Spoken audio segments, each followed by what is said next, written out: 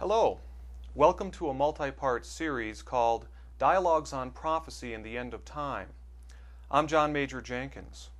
Today, Jonathan Zapp, a philosopher and teacher and man of many thoughts, will be sharing his insights. Welcome, Jonathan. Thank you. Just to get us started, I'd like to ask you a two-part question. How did you get started in this work, and how does human psychology affect people's understanding of prophecy? Well, I got started on a formal basis in the late 1970s. I was 19 years old. I'd been befriended by the chairman of the philosophy department, who allowed me to study what I'd always been interested in, which was the strange and the anomalous and the hard to explain. And after a couple of projects, I took on a third project that's defined a large part of my life since then. And what I wanted to find out was why a couple of particular science fiction movies and stories had a tremendously powerful effect on me. It wasn't really clear why, but they seemed to stir something deep inside. And the path that I was following, and I think it's the path that you followed and that a lot of thinkers have followed, is something I've since called the path of the numinous. Numinous was a word that Jung used a lot. Numen means spirit, and so something that's numinous is something that's imbued with the spirit or that lights up with an uncanny significance. Carl Jung, the Swiss psychologist. Exactly. Yeah. And what I found is that by following those anomalous objects and sort of following them down the rabbit hole, but hopefully without losing all of our powers of discernment, that you can arrive at some interesting vistas of awareness. Mm-hmm. And so the way I got involved with Jung, it was actually, I have to give credit to my mother, who was a psychologist, and telling her about this project that I was going to do with a science fiction story. She said, well, you should really read about Jung. At that time I pronounced it Jung, and the collective unconscious. And I remember going up to the second floor of the school library, and there were all these impressive black volumes, the Princeton Bowlingen edition of Jung's collected works. Mm-hmm. But I might have been looking at them with a certain skepticism, because I'm thinking, what is this dead Swiss guy who reached manhood in the 19th century going to tell me about the weird obsessions of this adolescent Jewish kid from the Bronx? But I pulled out the index volume, and I see, wow, he's written a book called UFOs, a modern myth of things seen in the sky. Well, that's a direct hit, because all of these stories had some kind of UFO connection. So naturally I pulled out that volume. And then to my amazement, I discovered that one of the movies that had gotten all this started was a British science fiction film, black and white, made in 1960, called Village of the Damned. It was later done as a remake with John Carpenter in 1995. And that was the one where it was released just a few weeks before Christopher Reeve had his tragic accident. He was a star in that film, and there's kind of a strange connection there. And to my astonishment, I saw that Jung had done a huge study of a British science fiction novel called The Midwich Cuckoos by John Wyndham, which was the novel that the movie was based on. So it was almost as if he was standing over my shoulder and saying, like, yes, I was interested in that one too, and here's what I thought. So it was a series of synchronistic messages that really brought it home to you that this was an area where you were going to find some important information. And that's a sign when you're on the right track or on some kind of a track, is that it will tend to create synchronicities or serendipitous discoveries and that type of thing. But I'll get to the second part of your question about the psychology of prophecy and how people's psychology affects their sense of prophecy, because I think we should talk about the unreliability of this subject in some ways. I think that philosophers, psychologists, neurologists are all pretty much in agreement that all perception is a lot less reliable than we might want it to be. And if we consider even what we consider the most objective of perceptions, the fact that I'm looking at you right now and I feel I'm seeing a real person and so on. But what's really happening is I'm seeing ambient light bouncing off the topography of skin, hair, and clothing. That's being reflected and it's entering my eye through a simple convex lens, so it's appearing upside down on the back of my retina. Mm-hmm. And then neurological processing has got to turn that right side up and do various other things with it. And it takes a substantial fraction of a second for all that to happen. So basically what I'm actually seeing is a neurological reconstruction of a past event. And although this is happening internally, and all perception is internal, I believe that I am objectively witnessing something outside myself. And of course we know that we're subject to various optical illusions and that imperfections in our eyesight and in our visual processing can distort what we think we see. Now that's just when it comes to the five senses. Now when we start talking about prophecy and about things that have a highly emotional charge, now we become subject to what psychologists call projection. And with projection, perception becomes a whole lot more unreliable, and this confusion of inside and outside becomes heightened. So for example, a man is walking down the street and he sees a beautiful woman, and he immediately feels this surge of emotion and believes, she's my soulmate, I've known her from other lifetimes, I can feel it. Now, although I wouldn't rule out that could be the case in some rare case, but more likely it's a projection of what Jung called the anima, which in a man would be the feminine part of his being, which he might be very likely to project onto, say, a beautiful woman. And the hook for the projection might be nothing more than visual parameters of a certain body type and so forth.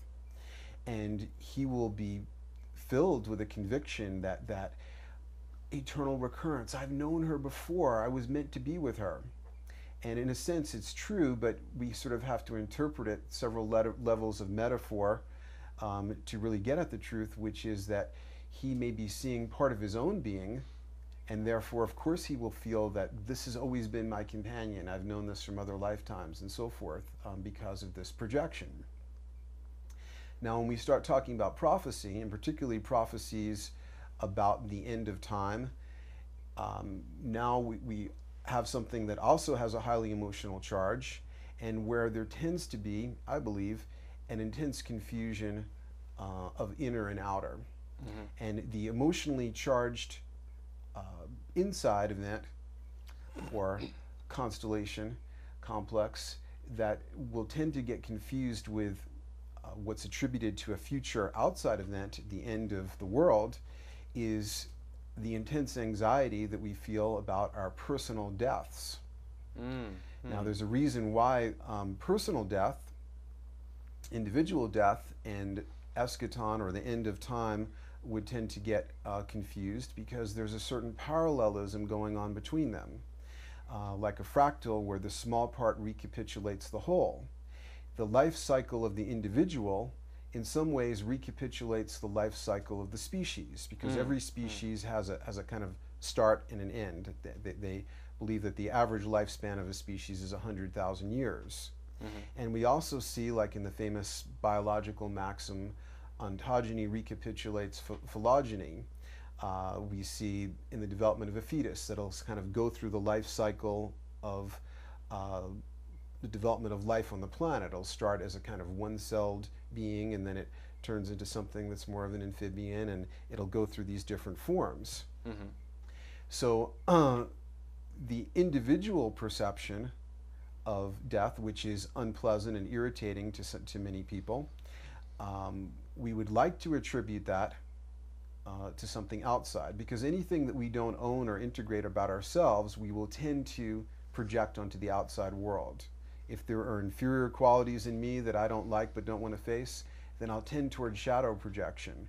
There'll be somebody else at my workplace or social environment who's probably close to me in age and probably the same gender, who will intensely irritate me. And this is called shadow projection.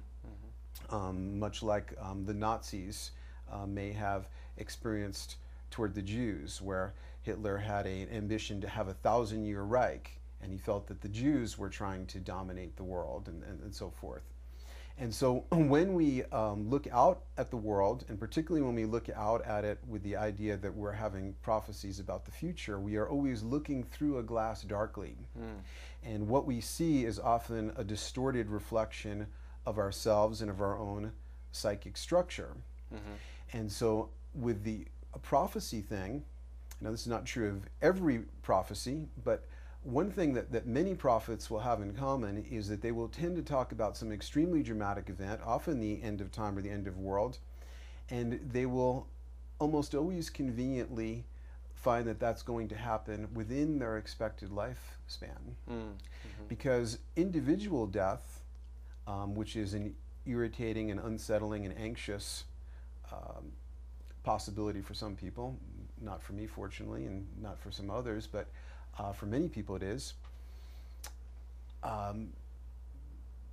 especially because the ego is wrapped up in the social matrix. So the thought that, like, I'll be gone and all this will be going on without me, well, that doesn't seem very fair. You know, people can talk about me and I won't be there to defend myself. But if everybody's going to sort of check out together and it's all going to happen to everybody at once, well, that's a lot more satisfying to the ego. And then if you add on to that some sort of version of the rapture, which is nowhere to be found in the Bible, but is immensely satisfying to the ego, because you have some kind of paradise that you're going to be going toward.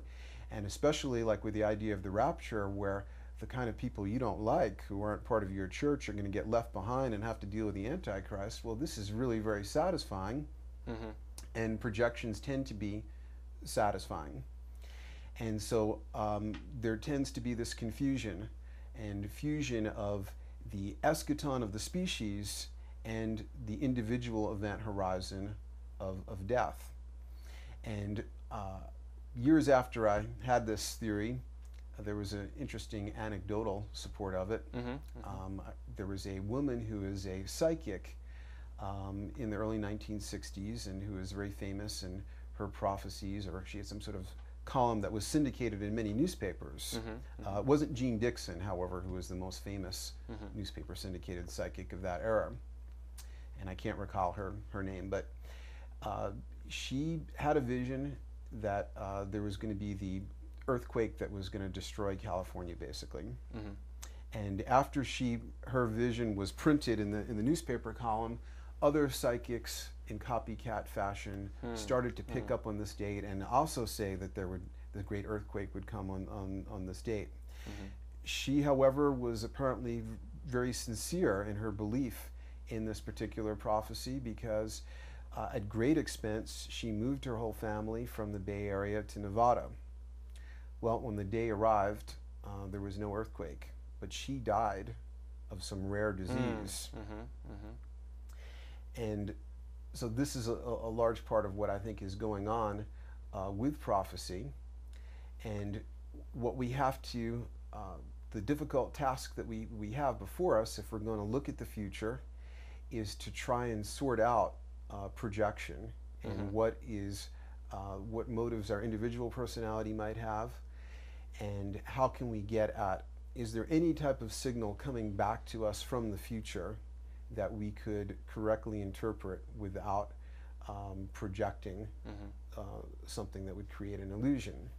So in the case of this particular psychic, one would have to distinguish between the possibility that it was a self-fulfilling prophecy, like the day came along and her psyche had to create some situation in order to fulfill her philosophy or her prophecy, even if it was just on the personal level of the end of her own life.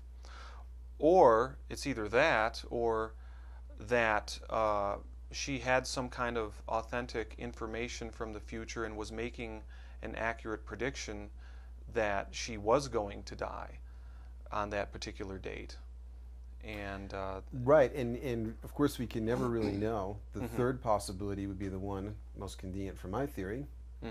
But the way of trying to figure out where the species is heading, that I employ. We'll kind of start with an analogy. Let's say we wanted to find out where John Jenkins was heading in his life. Now, if we were to approach from the point of view of reductive science and the fact that we have biometrics available to us, then we could hook you up to all kinds of sensors and find out on a moment-by-moment basis how your liver enzymes were fluctuating and your heart rate and so forth. But it would, unless you had some acute medical condition, it probably wouldn't really tell us where your life is heading. And often we try and use tools like databases and economic trends, and people look at all kinds of different things to map out the future.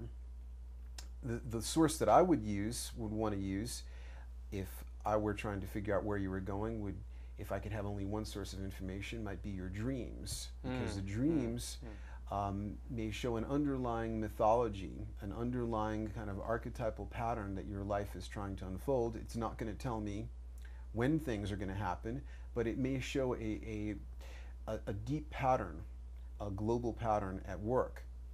So basically what Jung said is that what dreams are to the individual, mythologies, which often are derived from people's dreams, are to the collective. And mythologies are not things that are occurring only in the past, but are happening incredibly in our society, especially with all the media that we have available. But they're occurring in things like science fiction movies, and also in people's dreams, in ideas that religious cultists may have, and so forth. Didn't Carl Jung himself have a series of more or less prophetic dreams on the eve of World War I? He did, and you can see pictures of it in some of the illustrated books. He saw like a bloody cross in the sky. Also, before World War II, he was working as a psychoanalyst in the Weimar Republic, pre-war Germany, and he noticed that a lot of his educated, highly civilized German patients were dreaming about Wotan, a god of war. And he called this phenomenon Wotanism, and he was able to roughly predict that somebody like Hitler was going to emerge and be the focus of this warlike spirit that was going to come out. So by looking at the mythologies that are in the ascendant in a particular culture, and using the tools of dream interpretation, using the tools of metaphorical analysis, we may start to see a pattern. What's happening down there in the tectonic plates? What's really happening? What is the prime mover that other trends may be more superficial symptoms of, like economics and so forth, though some people will believe that economics or certain historical forces are the prime mover. But when we look out at the world today, and the deeply troubled world today, and we look out at things like environmental problems and political problems and economic problems, ultimately all of these problems have a single source, which is human psychology. And although the tendency of our time in the secular world is toward a kind of fundamentalist materialism that doesn't like, that sees what's happening in the psyche, even though it's using the human psyche to observe all these different things with an affectation of objectivity, it somehow doesn't take into account that what's going through my mind, even the most nebulous and vague fantasies, are factual occurrences. I might have some weird random daydream, but it's a fact that I had that specific daydream. I might have a particular dream that seems to have no connection with the waking world, but it's a fact that I had that particular dream. And these facts have a certain meaning. Now, you do personal dream work yourself, and you do dream analysis. What do you see in terms of trends in human psychology today, and how that might be revealing of the state of the world, and where that might be pointing to in the near future? Well, this is how I got into Jung. This relates to the science fiction stories that haunted me. What I was observing, though I didn't realize it at the time, was an emergent archetype. An archetype that seems to be about a kind of evolutionary event horizon that we are heading to as a species.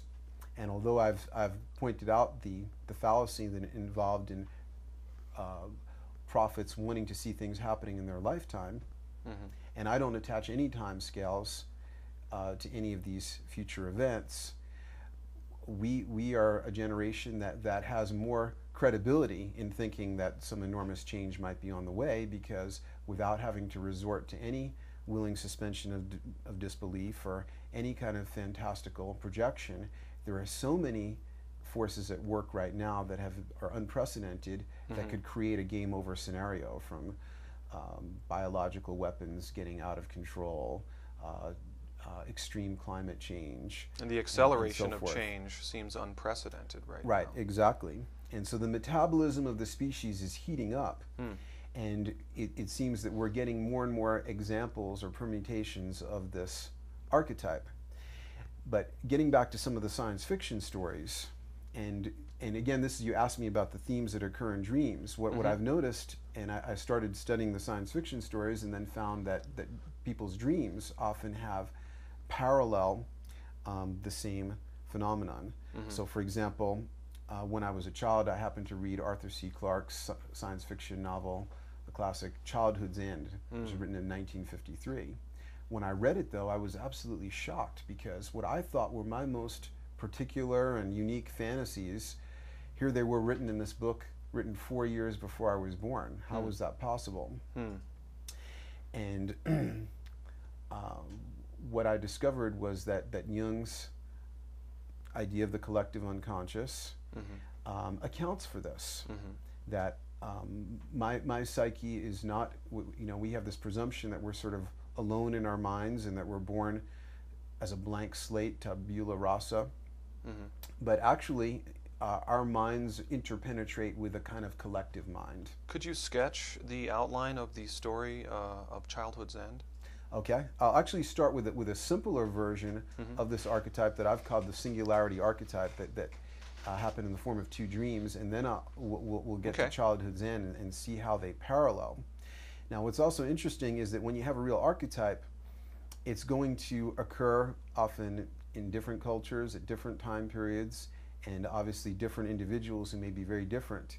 And basically the technique of Jungian psychology is we sort of leave out the idiosyncrasies of any particular version and see what is the pattern that unites all of the different examples. And so we kind of try and strip out some of the noise and get at the signal. So we're going to start with a couple of dreams that were recorded by one of Jung's most brilliant colleagues, a woman named Marie-Louise von Franz.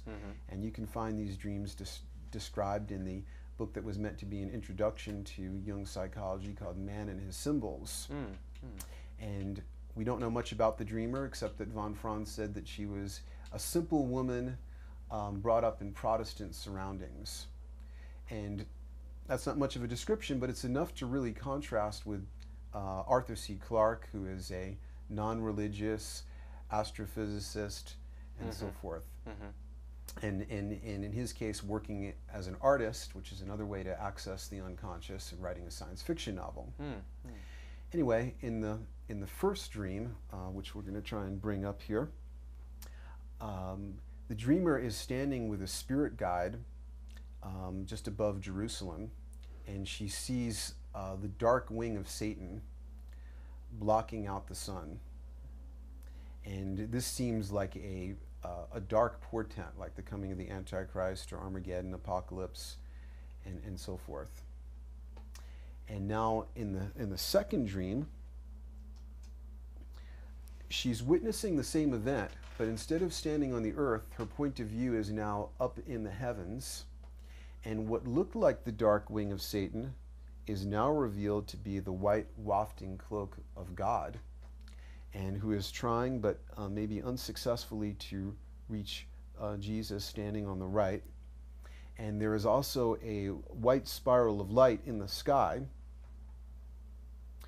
And what we see here is that what, from the human point of view, standing on the earth, seems to be the coming of a divine darkness, often associated with the end of world and apocalypse and so forth, is, from a more cosmic vantage, away from the ego, in other words, seen as some kind of transcendent evolutionary event. Mm.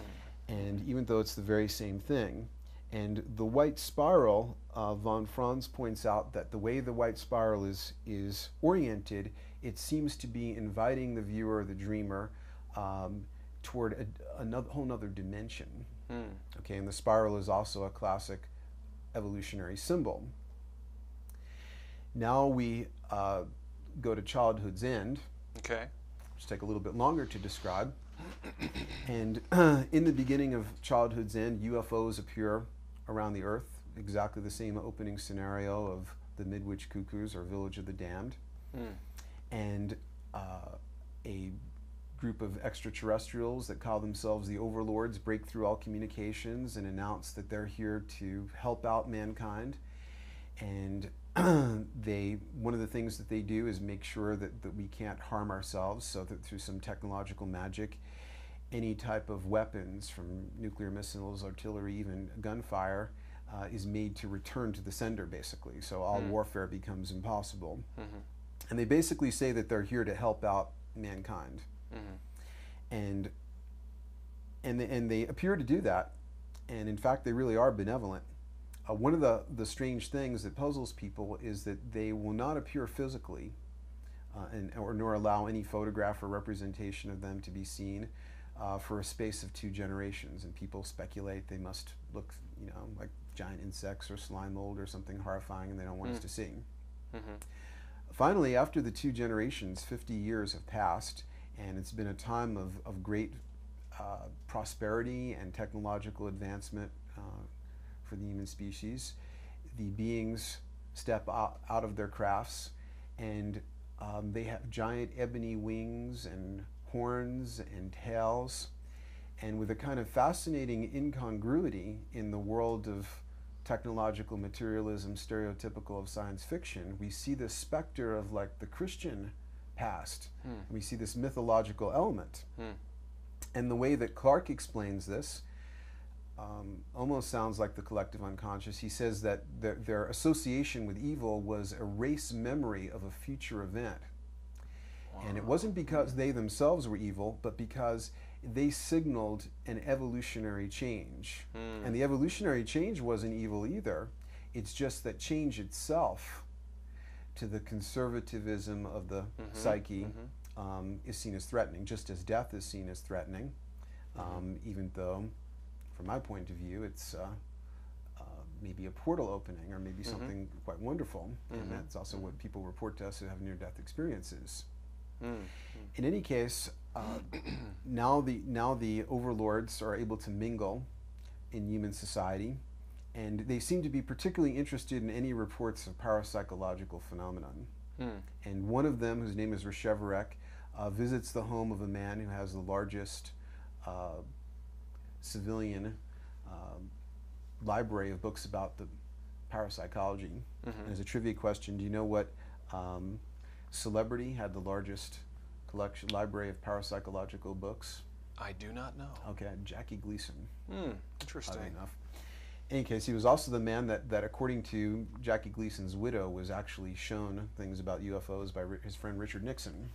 In any case, Reshevarek is observing a group of people, and a whole bunch of this man's friends show up because it's kind of a celebrity thing, that there are very few overlords, so they all want to say that they've met one. And it almost seems like, for 1953, like a prophetic anticipation of goofy New Agers, because the people seem to have a very dilettante attitude, and Reshevarek, reading through these books about parapsychology, kind of sighs and feels it's almost hopeless to figure out what's real and what's nonsense, and confabulation and so on. And one of the New Age entertainments that's going on is people decide to have a session with the Ouija board. And the Ouija board, when they ask it, "Who are you?" spells out I-A-M-A-L-L, I am all, which sounds very much like the collective unconscious. And then they, to see if they've contacted something real, ask an interesting question: what are the coordinates of the overlord's star of the solar system that they came from, which is information that had been kept secret. And then the Ouija board spells out the correct coordinates. And what Reshevarek believes has happened is that he has encountered something that the overlords have been looking for, which is what they call subject zero, which will be the first human being that will break the mold. Because what's happened is that the overlords have been sent like midwives, and it's interesting how much that resembles midwich, the midwich cuckoos. There's to kind of help supervise an evolutionary quantum event. And there is a kind of secular or naturalistic God concept in childhood's end called the overmind. And the overmind is this gigantic disembodied intelligence that's aware of where intelligence or consciousness may be forming anywhere in the universe. And it sends the overlords, this particular species, and their physiognomy and wings and tails and so forth was just that adaptation to the environmental conditions of their planet. They're actually quite benevolent. To help and supervise the process, because it's understood that this process, just like the one that we're obviously in, is an extremely precarious one. And what they look for is, and it's almost like a secular or a naturalistic version of a Messiah, subject zero, the first individual that will break the mold. But Resheverek's kind of puzzled because all the people at the seance seem to be rather mediocre. But it turns out that one young woman who is there is pregnant, and it's her unborn child that is subject zero. And as soon as he's born, he immediately exhibits parapsychological powers of different sorts. And then, kind of like a seed crystal falling into a saturated solution, all the babies that are born after him are also of this new type. And very quickly, they form a kind of collective identity, which is another one of the attributes of this archetype. So they're telepathically all aware of each other. And then as they start to exercise and develop their parapsychological powers, they all kind of translocate to one continent and join hands and form a moving spiral on this continent. And then to the last human being that's left alive of the old type. And there's an interesting, the reason why it's called childhood's end is that once this new type of, this new evolutionary type is created and a certain critical number of these children are born, human beings become sterile. And this is why the coming of the overlord, why their physiognomy was associated with evil, is because it meant the end of the old genome. And so from the point of view of the biological imperative of the old genome, this was evil, but seen from another point of view, it was a necessary transcendent evolutionary step. Interestingly enough, because later we're going to talk about 2012, I read in Time magazine a couple of years ago that sperm counts in men have been dropping amazingly, less than half of what they were in the 1930s. And according to a Swedish study, the average male will be sterile by 2012. Wow. And that's just more like a humorous coincidence as far as I can tell, but it's just interesting. Fascinating. Do you think that Arthur C. Clarke's Childhood's End prefigured his later work, 2001: Space Odyssey? Absolutely. And I think that was one of the great creative collaborations of our time, because 2001 has everything to say about these events. It's one of the great examples of this archetype. Collaborated with Stanley Kubrick. Right. Yeah. And so to the last human being of the old type left alive, who's able to witness the last evolutionary event that would even be perceivable by an ordinary human consciousness, he's witnessing the kind of energetic merger of these children that are now leaving their bodies with the overmind, and it looks to him like an aurora borealis, a white spiral of light in the sky. So here we have just two examples, and there are many of them. I'll just give a third really quick one to kind of finish up the examples. We see some of the exact specific elements. The dark wing of Satan descending, that from the human or ego-bound point of view seems to be evil. And then from the transcendent point of view, analogous to the second dream that we looked at, it's revealed as a divine event, and again with the white spiral of light in the sky. So here's a third example that a young man told me just 4 or 5 years ago. He's standing in the forest, and there's lightning, and then there seem to be earthquakes, and it feels like the whole earth is shaking apart, and the sky gets dark. It feels like it's the end of the world. And then there's a kind of break in the dark clouds, and an eagle comes spiraling out of this break in the clouds, and in its talons is a golden egg with it surrounded by an aura of light. And the eagle comes spiraling down and then safely deposits the egg at the top of a tree. And so again and again, people, just in the last month, I've heard 2 or 3 dreams that again have some permutation of this basic pattern. So it really does seem that these dreams and this creative work that's coming from the collective unconscious is revealing messages about where human beings are going. Yeah, and the message is again a kind of rough template. And my feeling about the future is that it contains both determined and undetermined elements.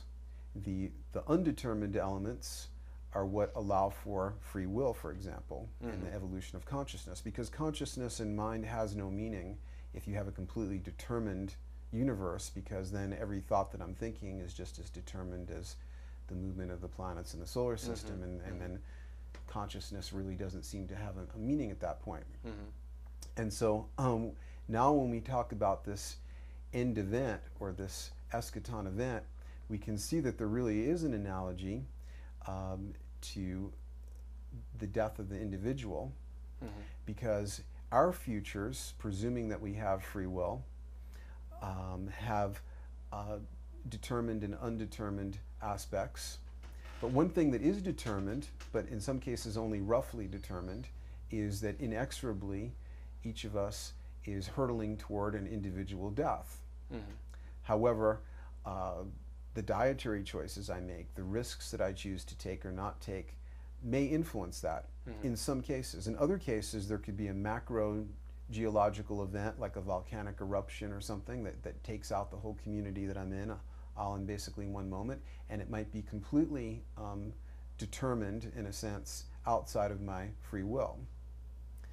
And though from a more spiritual point of view, the choices that we make and the type of psyche that we develop may determine where we go from that event horizon.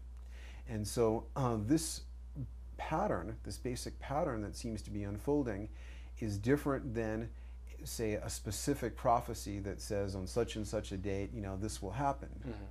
And I believe that the specific prophecies are incredibly unhelpful to people because they diminish the quality of free will and the importance of what's happening in the person's individual psychology.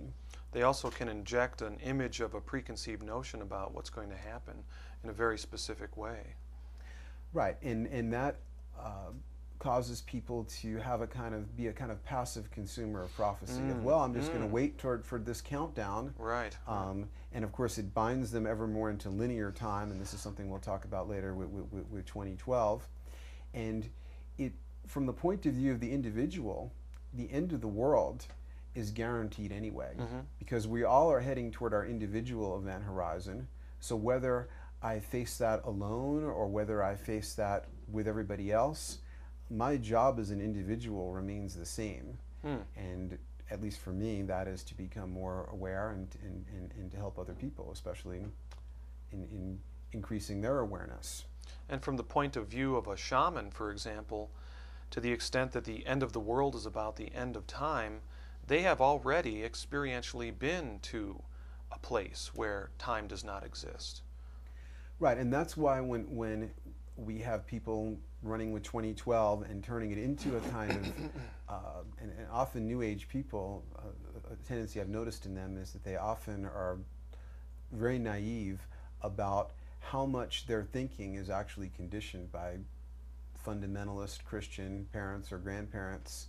And so ideas of denying the shadow and it's all good and everything is white light, come directly from that tradition.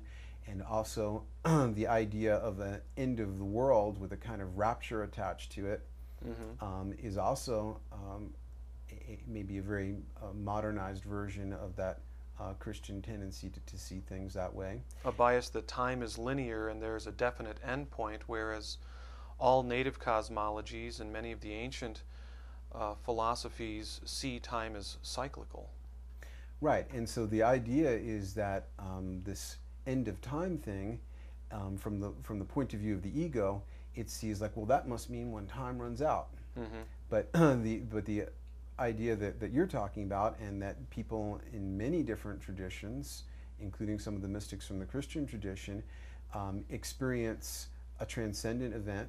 Often it's associated with meditation or a vision or something like that, where they step out of that linear time track and experience eternity.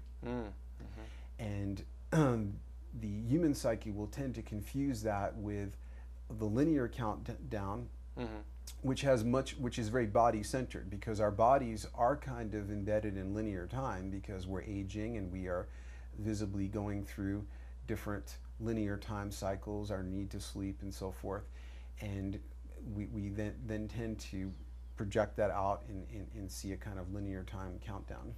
Interesting. So it's almost like accessing the end of time or the experience of eternity is like stepping outside of the horizontal flow of past, present, future.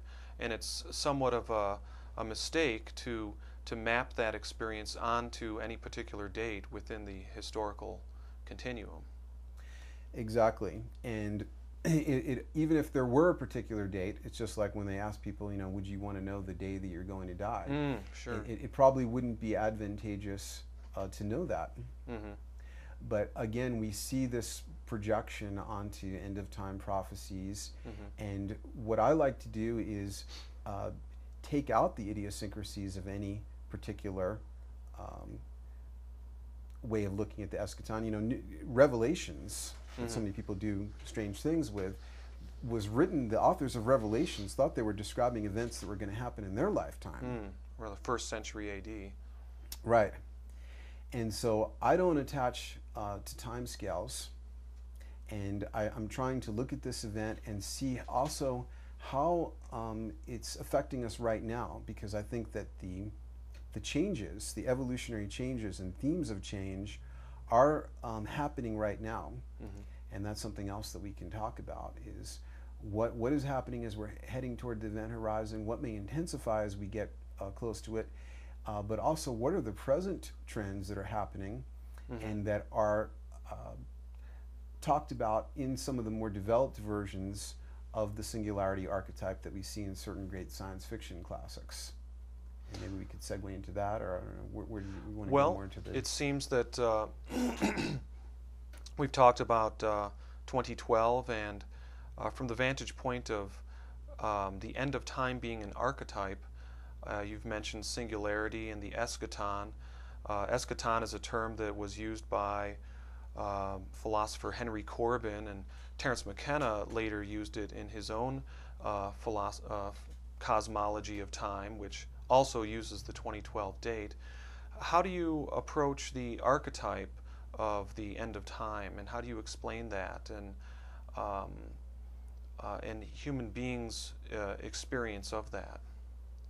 Well, I think what's perceived as the end of time is where there's a rupture of plane, where our experience of reality, where we kind of look toward the future and see a place that we can't look beyond. And it's like Terence was fond of quoting J.B.S. Haldane, that reality was not only stranger than you think, it's stranger than you can think. And so when we look beyond a certain point, then we sort of reach a horizon line beyond which we can't see. And I can project what I might be like in my 70s or 80s, but it might be very hard for me to project what I'd be like after I die.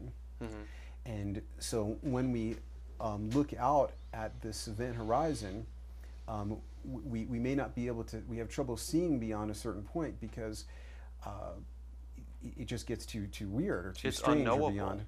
Perhaps the archetype is about the unknowable, and perhaps that is precisely what stimulates human beings to evolve. Right, and if we consider the range of evolution that's already occurred on this planet, so that we're not reaching in any fantastical way towards something that's improbable, and we look at the difference in between a one-celled life form and the present human being. Mm-hmm. Now that's what's already occurred, but Mm-hmm. there seems to be something about what's occurring where there's actually more of a geometric progression. Mm-hmm. So the next step could be something even greater than that. Well, what would be the vision of a one-celled life form of a full-scale human being? Mm-hmm. Now, one possibility that would make it very hard for us to see beyond that point, it's something that's included in a lot of the different versions, like Childhood's End Mm-hmm. and the Midwich Cuckoos or Village of the Damned, is something that I call homogestalt. Mm. And this was a term that was coined by the science fiction writer Theodore Sturgeon, who wrote in the 1950s a science fiction novel called More Than Human, where there's a group of sort of odd human individuals that are kind of like mutants, and they each have each of them has an intense talent, but also intense liabilities, and they kind of come together, find each other, and form a kind of group organism with a telepathic bond, and that they're able to kind of, almost like each of them an organ of a body, work together as a whole, and he called that whole homogestalt. Mm-hmm. And we see that in the Midwich Cuckoos or Village of the Damned, where these new children that are born as a result of a UFO occurrence have a telepathic bond. We see it with the children in Childhood's End, and we see it in many of the different examples, especially in the Dune books. There are many different versions of homogestalt. And this seems to describe an evolutionary theme that's already in operation, because what it seems is that the more normative case is a kind of group telepathy. When we look at flocks of birds and schools of fish, a group telepathic mind does not seem to be a fantastical futuristic thing. In fact, we find in tribal cultures, or certainly there are reports about Australian Aborigines, that they seem to have far more of this group telepathy effect. But it seemed to serve a great evolutionary purpose to cut off that function for a while. And with the creation of the ego, what we got was a kind of encapsulation of consciousness. And by encapsulating consciousness and putting up stronger boundaries and firewalls between the individual and a kind of group mind, what we got was the advancement of a great evolutionary variable that our colleague Terence called novelty. And by novelty, he meant the creation of new forms, but also density of interconnectedness. I guess we better define this term. So, for example, the most novel and densely interconnected artifact that we know of would be, say, the internet. And interestingly enough, the creator of the internet is the most densely interconnected organic object that we know of, which is the human brain. Okay, so somehow biological evolution and human technological evolution seem to closely parallel each other, and that's something else that turns up in the material surrounding this archetype. So with the encapsulation of consciousness, there is a much greater possibility of an individual differentiation and novelty. The physical metaphor that I use is sort of putting an irritant inside of an oyster, a living oyster, and then it starts to accrete all these beautiful opalescent layers around it, and you start to get this pearl, and the pearl is a representation of the individual consciousness. Now, that creation of individuality, because of the sort of Taoist alchemical aspect of things, that dark and light come together. You don't get a big top without a big bottom, as one person said. As we sort of, things intensify, then the outer edge of darkness and the outer edge of light both intensify with it. And this seems to be even, well, maybe that's too much of a tangent for right now, but we'll come back to that maybe. But so anyway, with the growth of the individual consciousness, a lot of it is richly pathological. Like James Hillman says, the soul pathologizes. So even though many of the things that the ego creates are very toxic and pathological, it has served a great evolutionary purpose, but has also kind of led us into a blind alley, a kind of evolutionary cul-de-sac, because with the encapsulation of consciousness comes a diminishment of any type of feeling or awareness of the living matrix that surrounds us. And this is what seems to characterize the modern man with his cruelty and bureaucratic indifference to what's going on, is that there's this separation from the living matrix that surrounds because there's differences perceived between us and them, because the entire culture is imbued with this bias of individualism, and that as a result of that, cruelties and so forth can be justified. Right. What happens is you can think of it as sort of how you locate the Godhead, and this is particularly strong in the West. So, for example, from the Eastern point of view, like the salutation Namaste, where you're sort of greeting the divinity in the other person, but it's also in yourself, and it's pantheistically in everything. But then you get all the way in the other, you get a distorted version of that in, say, for example, the Puritan minister Jonathan Edwards, and he would give these incredible sermons. I don't know if you've ever read one of them, but he would say things like, "To God you are nothing but the most loathsome of spiders, and he barely can stand to even hold on to you over the fiery pits of hell," and and so forth. Where and Jung wrote about this in a book called Aeon, that in the Christian tradition, when it broke from Gnosticism, it developed this imbalanced idea that God was the sunum bonum, and it also did this to Christ, and it kind of whitewashed his whole background. The highest good. Right, and that evil, even though this seems rather improbable, is only located in man, his creation, even though we're made in the image of God, and therefore this sort of schizoid split occurs where the Godhead is exclusively located out into God the Father or something, and now you're this wretched sinner. Interesting. I think what's at the root of that is also reflected in a misunderstanding of the term transcendence, because within that Christian theology that you just described, God is considered transcendent, above, beyond, and somewhat disconnected, lofty, aloof from the world. But the real meaning of the word transcendence, when you transcend something, you don't remove yourself from the presence of that which is transcended. Transcendence includes that which is transcended. So it's really an interesting question of the immanence of God, or the immanence of the eternal, unmanifest ground of all being. Is that present and accessible to human beings? I guess it would be, to the extent that we can transcend our individual egos. Right, and now that's a more balanced and integrated version of things. But what happens is that when you get a kind of extreme psychic position, like seeing the Godhead as only out there, and I'm just, all the bad is in me, all the good is in God, and this type of thing, then what happens is Jung used a term, enantiodromia, that he borrowed from the Greek philosopher Heraclitus. It's a tendency for systems to oscillate between extremes. Like if you have an anima projection on someone and you idealize them and see them as wonderful and this angelic person, then when you find out who the actual person is, then you'll tend toward the equal and opposite disillusionment, and love may turn to hate and this type of thing, because one imbalance, like a pendulum that's, swings all the way to one side, is going to tend to swing all the way to the other side. And so for that reason, Christ and Antichrist, as Jung points out in Aeon, are kind of like an inevitable pair. So when you have a culture where the Godhead is located exclusively on the outside, then you'll get certain individuals that will have the Antichrist configuration where the Godhead is here, I'm number one, everything else is real estate and livestock. And so then this becomes a natural tendency of the encapsulated ego to see things in this way, like Napoleon saying, you're either a king or a pawn. And another example of this type of problem of the encapsulated ego losing sight of the living matrix that it's in was in a Graham Greene novel called The Third Man. It was made into a wonderful film noir in the 1940s called, with the same title, The Third Man, starring Joseph Cotten and Orson Welles.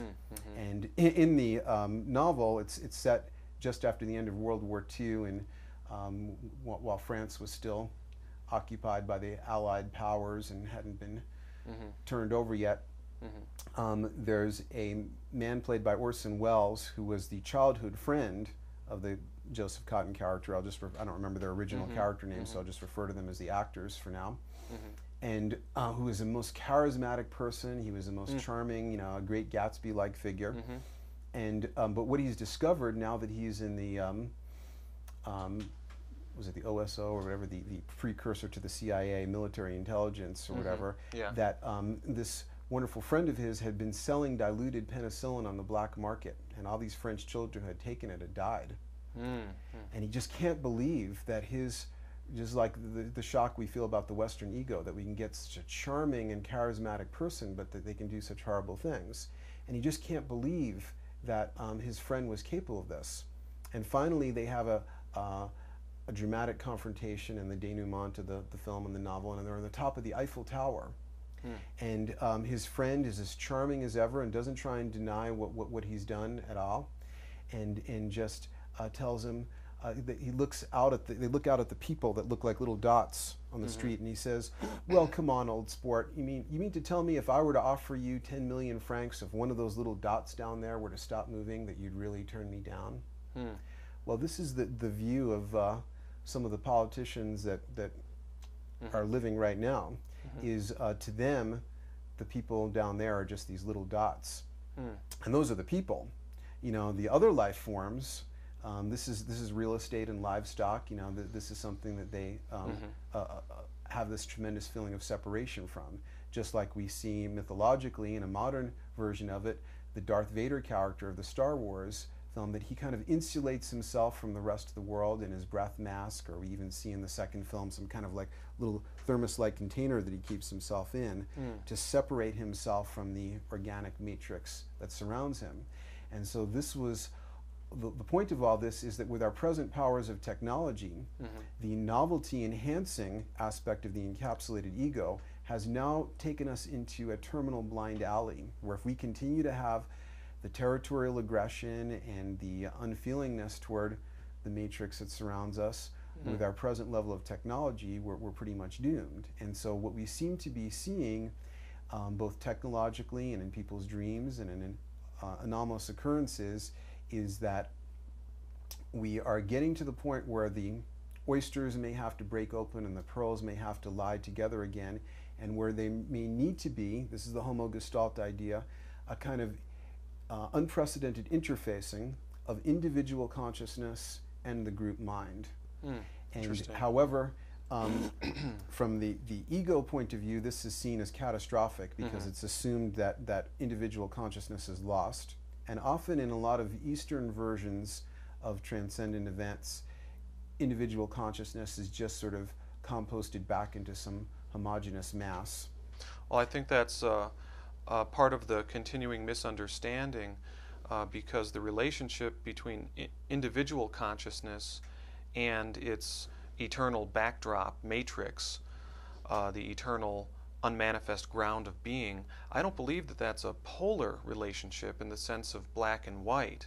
So it's not a choice that needs to be made between being dissolved in the background matrix or retaining your autonomy as an individual entity. I think it's really about the relationship between the finite, manifest, incarnate, embodied soul and the infinite, eternal backdrop. So it's the relationship between the finite and the infinite, and the finite can be embedded, in fact it is embedded within the infinite in a way that has been and always will be. I think it's a matter of the individual consciousness becoming transparent to its eternal backdrop. So in that sense, again, transcendence doesn't annihilate what it transcends. Right, and that's why we don't have to have an enantiodromia where either you're caught in your individual neurotic hell of ego encapsulated consciousness or disappear completely into the infinite. But we can have a kind of interfacing of individual and collective consciousness. Now, for example, this happens in the Dune books, where there's this super highly conscious sisterhood called the Bene Gesserit, and an advanced initiate takes a powerful psychotropic called the Water of Life, and if she survives ingesting this highly poisonous substance, which many don't, then she retains her individual consciousness, but now has an awareness of all the other Reverend Mothers who have also successfully partaken of this substance. Mm-hmm. And now there's this interfacing of the individual consciousness and the group consciousness.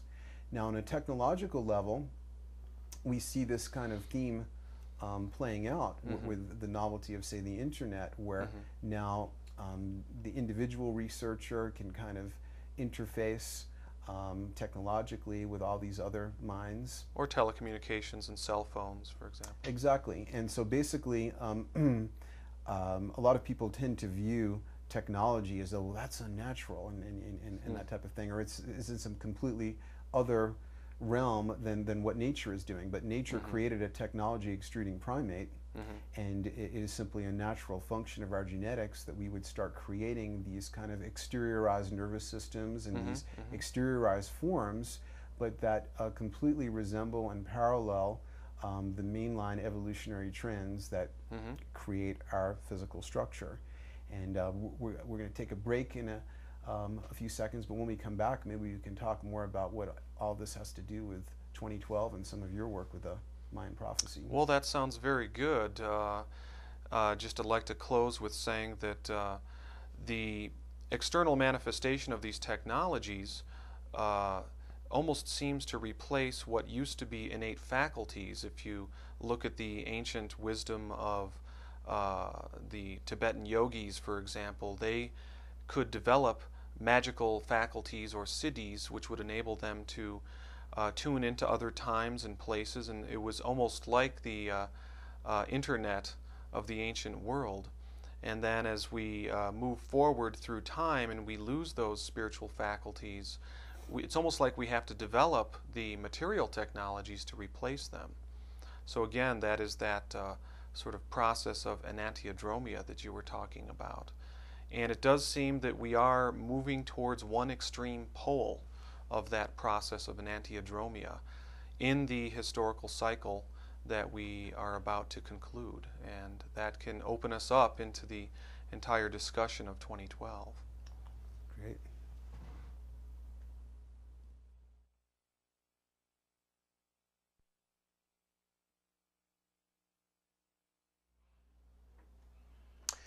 Okay, we're back, and see, we've changed seats.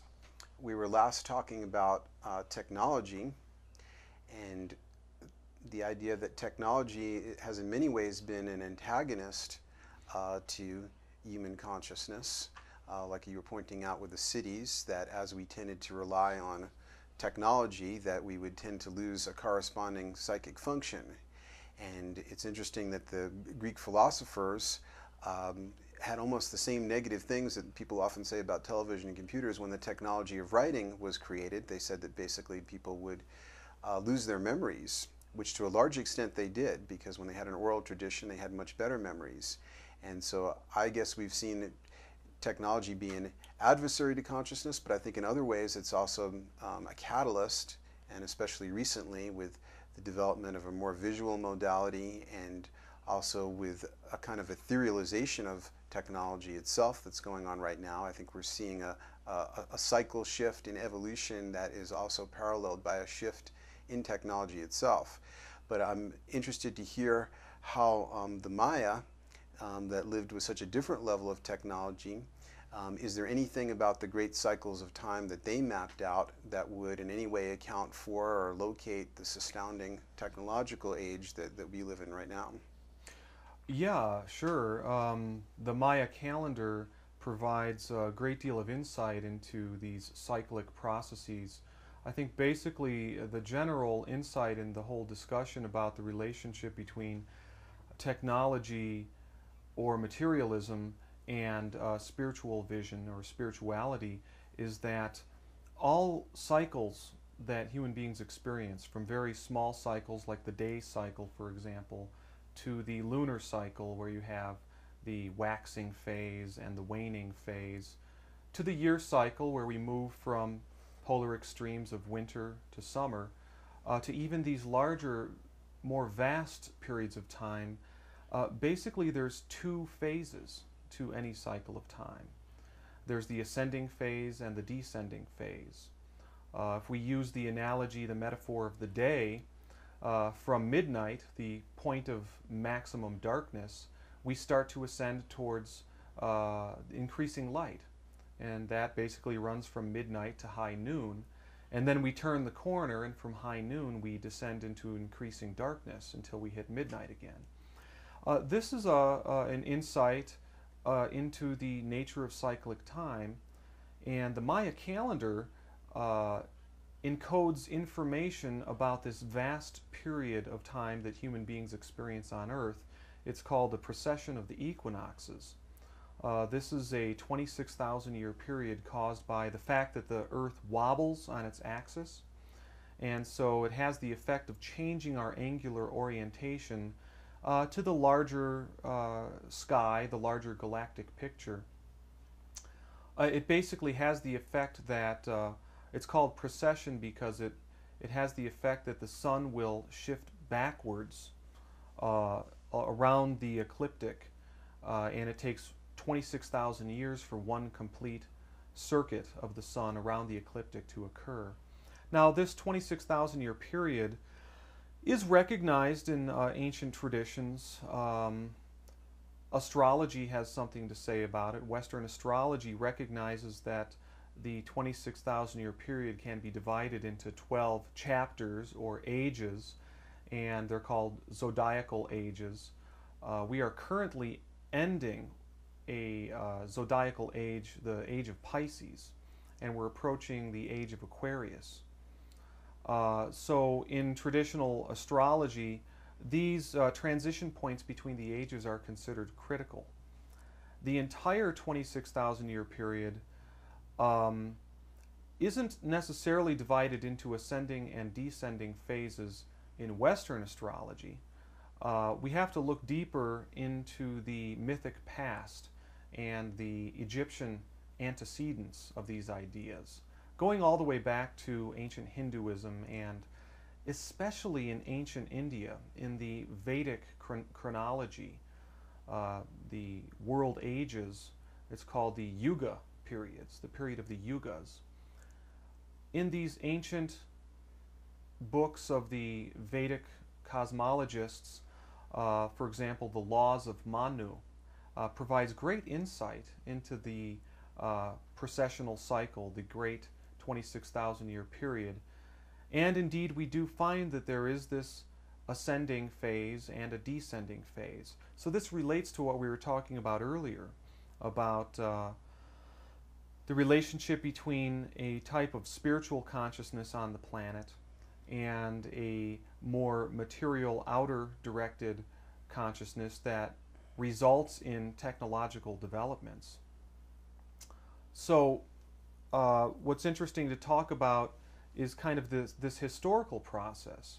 We can look at how a lot of times historians identify the dawn of history as a time roughly 6,000 years ago, which was really just the advent of this new style of culture characterized by hierarchies of dominance and patriarchal structures, roughly 6,000 years ago.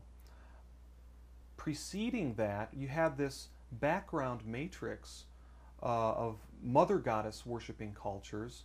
They're referred to as the Magdalenian culture, and it was characterized by a very, very different style, what social historian Rianne Eisler refers to as the partnership mode. Now, the partnership mode used to be just called prehistory. Now it's being recognized as a valid substrate of the historical era that we identify more with the advent of dominator mode, a dominator mode that sets up hierarchies of dominance. The interesting thing then to look at here is that the earlier phase was characterized by this partnership mode, and this partnership mode required a different type of consciousness, a type of consciousness that was more integrative, more able to integrate itself into other systems, into other aspects of the environment. I think of this, anyway, as a higher type of consciousness, a consciousness that is more multidimensional, more fluid, more adaptable to the many systems that it does perceive itself as being connected to. So partnership is about connection. Um, as we've come down closer to the current times, there has been this advent of this dominator mode, which doesn't require the same kind of multidimensional consciousness as the earlier substrate does. In fact, it requires sort of a limited self-identity, a limited self-identification, and a class hierarchy and a structuring of, it results in the haves and the have-nots and so on. So what you have is an increasing process of densification or an advent of increasing materialism.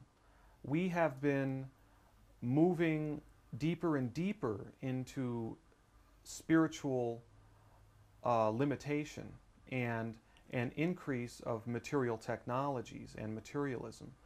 It very much parallels the ascendancy of the individualized ego consciousness as we come down to the current time today. Right, and there's all kinds of great evidence of this trend. The fact that, as savage as earlier times might look to us, that the per capita war death rate of the 20th century is unequaled in earlier eras. It's like the James Joyce character Stephen Dedalus said, "History is the nightmare from which I'm trying to awaken." Yes. And so this is a very relevant question to all of us sitting right now on what might be the brink of, even more dark historical forces of how did we lose this kind of world that many people think, the Garden of Eden story even paralleled. How did we lose this Paleolithic time when there was an egalitarian society, when the artifacts were more about the chalice and more about fecundity and things like that, to an era when the artifacts and the representations were of the sword and of the weapon and so forth. How did we shift into this dominator mode? Well, it's part of the natural seasons of change that the planet experiences. It's part of the matrix of reality that we live in. It's kind of like the day cycle. We can't change the fact that every day that goes by there's a period of ascending light and there's a period of descending light. And so this is the core insight that is offered to us from, say, the ancient Mayan cosmology, that's very nicely reflected in the ancient Vedic or Hindu philosophy of the yugas. And it's basically that the golden age of spiritual light was actually a long time ago, and say 12,000 years ago. And as we've moved into modern times, we've gone through, in the Vedic Yuga system at least, it's from the Golden Age to the Silver Age, which is more dense, then to the Bronze Age, which is even more dense, to the Iron Age, or the age of Kali Yuga. This is the age of greatest spiritual occlusion and greatest materialism. Right, and we should also point out that these metals are increasing in atomic density as we go from gold to iron. Sure, it's about densification, and it's about a limitation of consciousness too. The key thing to understand about how this relates to 2012, okay, so if we have this model that there's this 26,000 year cycle, and one half of it is increasing to light and the other half is increasing towards great darkness, where are the turnabout points? How do we anchor this model in real time? And is there an actual empirical or astronomical event that defines the turnabout points in this process? Okay, and maybe there's a piece that we need to add for the skeptical viewer, and we're encouraging skepticism, who might see a disconnect of like, okay, well, sure, there are these astronomical facts about the precession of the equinoxes, but is there a way of explaining how these astronomical events affect collective human psychology? And from our previous discussions, it seems like there are possibilities that fit into a kind of causal view and then a kind of acausal view. But starting with the causal view, is there any way that the precession of the equinoxes or these changes in the position of the Earth's orbit are creating physical effects that could affect consciousness? This would be a question for the scientist to determine. In my recent book, Galactic Alignment, I looked at the work of philosopher Oliver Reiser, and the entire question of whether or not we can empirically demonstrate that these astronomical shiftings do affect consciousness on this planet is an entirely separate enterprise from what I'm really engaged in doing. Mainly what my concern has been to reconstruct an ancient cosmology that points to a very, very profound empirical astronomical event that is culminating right now as we speak. And so I really try to make a distinction between reconstructing a profound cosmology that speaks to our time, and you find it primarily in the Mayan cosmology. The Mayan 2012 date comes to us through the tradition of the long count calendar. The long count calendar of the Maya is this system that was put in place and apparently invented at this early Mayan site called Izapa some 2,100 years ago. And from the vantage point of reconstructing this ancient Mayan cosmology and trying to determine why the ancient Maya chose the year that we call 2012 to end this vast period of time in their long count calendar, the answer is that in the years around 2012, there's a very, very rare astronomical alignment. Our sun on the solstice is lining up with the center of our Milky Way galaxy. This is called galactic alignment. They anchored their entire cosmological orientation and their world age doctrine and their creation mythology is anchored to an idea that galactic alignments are the turnabout points in the great cycle of precession. They determine the end of the phase of increasing darkness and the beginning of the phase of increasing light. So the message of the Maya about 2012 is that it's a phase shift. This is sort of, again, it's reconstructing the Mayan belief around it. Now we, in the modern scientific world, we feel like we need to have an empirical model that can actually explain how these galactic alignments would stimulate or catalyze or trigger some kind of consciousness transformation on the planet. To me, that's an entirely separate enterprise from reconstructing the ancient Maya, what I call the galactic cosmology of the Maya. And what I've shown in my books is how the Maya integrated this idea of the galactic alignment as a transformative nexus for humanity. They integrated it very nicely into their creation mythology, into the symbolism of their ball game, as well as in the rituals of king-making ceremonies, for example.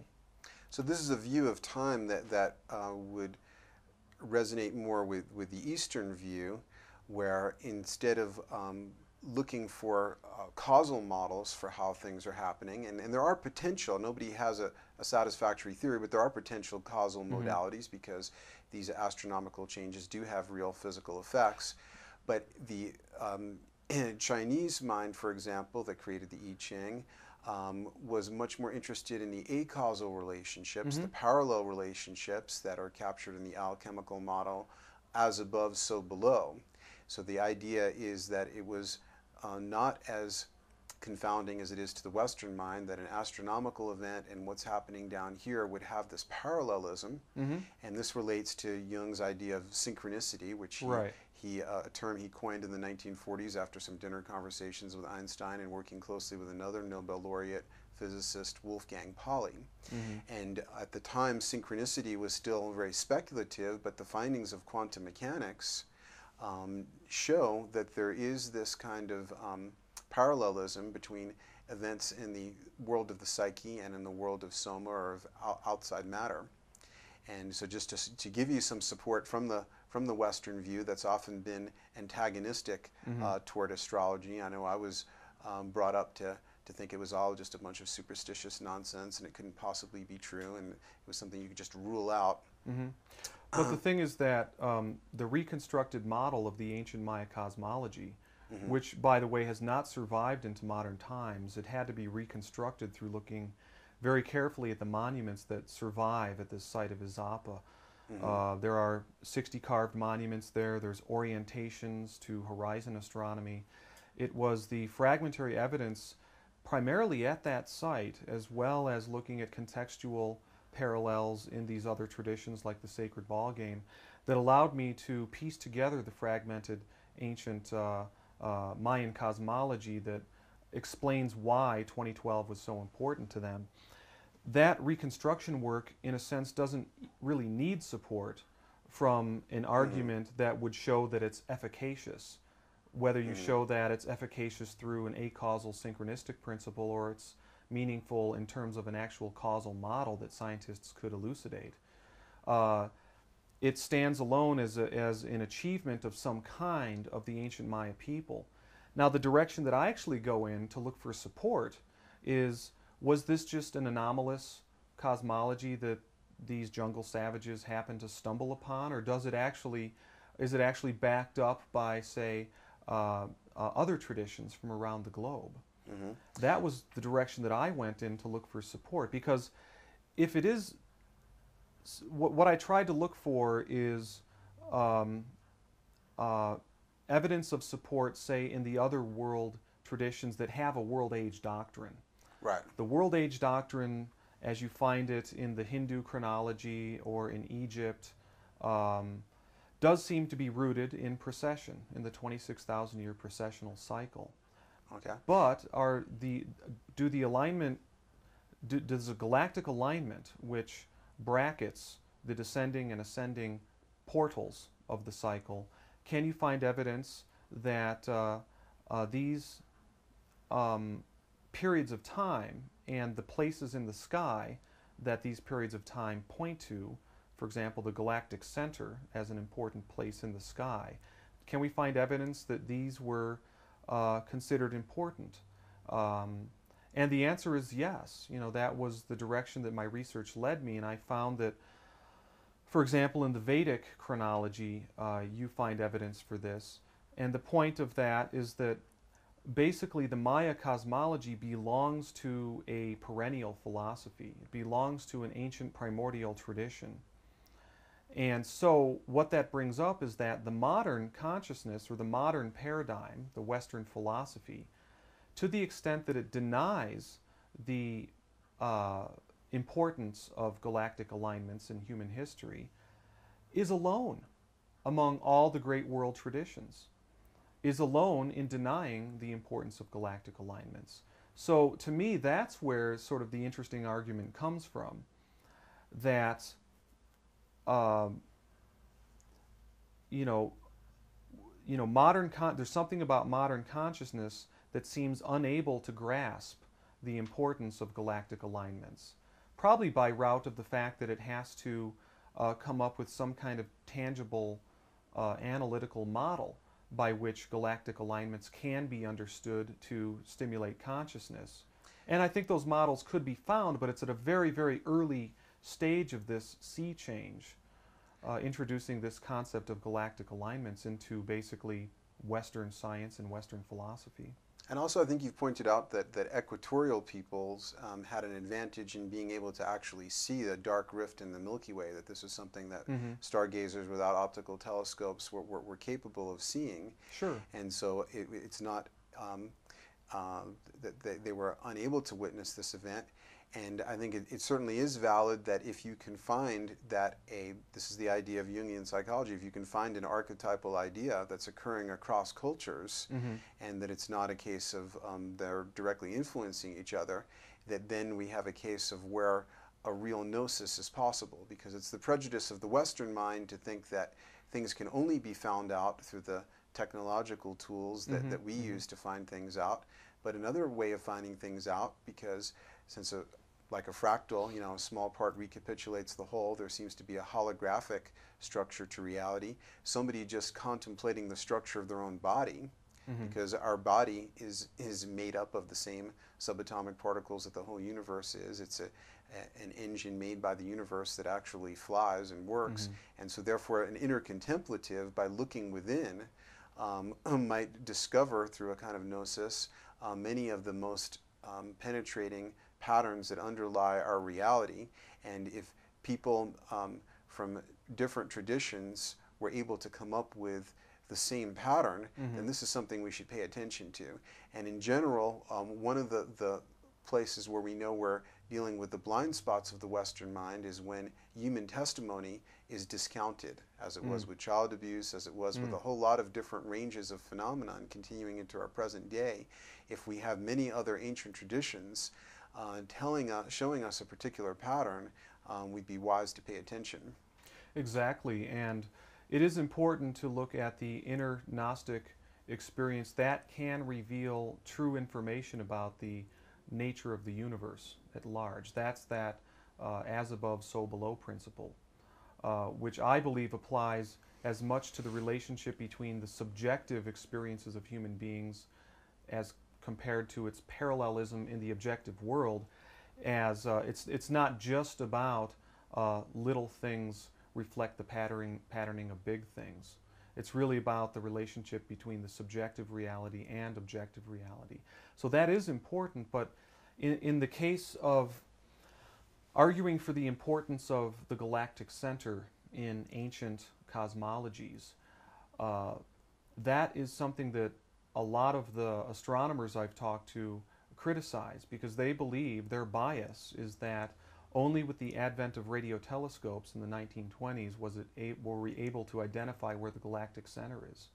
Okay, that's the main argument against my theory that for the Maya, 2012 is basically about a rare alignment to the galactic center. So then all the questions come up about, well, how did they know about the galactic center? Well, let's just look at the star lore of ancient tribes in Central Africa. Let's look at the how the Maori or the Australian Aborigines think about that part of the Milky Way that contains the galactic center. Let's look at the Inca material on the attribution of the dark cloud constellations that are near the galactic center. Let's look at the Mayan information on the dark rift, for example, that you mentioned. The dark rift is one of the dark cloud, they call them constellations, but it's actually caused by interstellar dust that we see along the bright band of the Milky Way. A lot of it's concentrated in that area of the Milky Way that is called the nuclear bulge. This is the wider part of the Milky Way, which can be noticed with the naked eye observation alone, and there are many more bright stars there. There's also the dark rift feature running through that area, with the Maya called the Xibalba Bay, or the road to the underworld. It's the cleft in the sky, the door in the sky. It's related to a whole complex of mythic prototypes or mythic symbols that relate to a cosmic portal, and its primary manifestation is in understanding how it relates to the Milky Way as the great goddess or the great mother, and then the dark rift would be her birth canal. So it's evidence that the Maya perceived the galactic center region as a source, a birthplace, and a center. And again, we see this reflected in the Inca material, in the Maori tribes, and the Australian Aborigines. So the evidence that comes from the star lore of these tribes, some of which is hundreds and hundreds of years old, seems to argue that human beings with naked eye observation alone could understand the galactic center as a source and center. And certainly that does reflect its true nature. And one of the interesting things that Western science has contributed to this is that there is a black hole, apparently, at the center of our galaxy, as there is of many galaxies. And given that several different cultures called that center a womb or the source, that seems like an interesting correspondence to the idea that there's this black hole, which would seem to be have many relationships to this whole theme of the place where a densification trend would kind of bottom out, because after all, in a black hole, matter is irrealized. And although it's the densest of substances, all other forms are apparently erased. Though apparently just in the last few days I've heard that Stephen Hawking now says that information could somehow survive crossing that event horizon. But it seems like there may be many points of connection with the black hole at the center of the galaxy and the kind of archetypal connection of meaning that they had with the center. And what's fascinating about that, another thing that I explored in an appendix to my book, Maya Cosmogenesis 2012, the appendix is titled The Black Hole in Maya Creation Texts.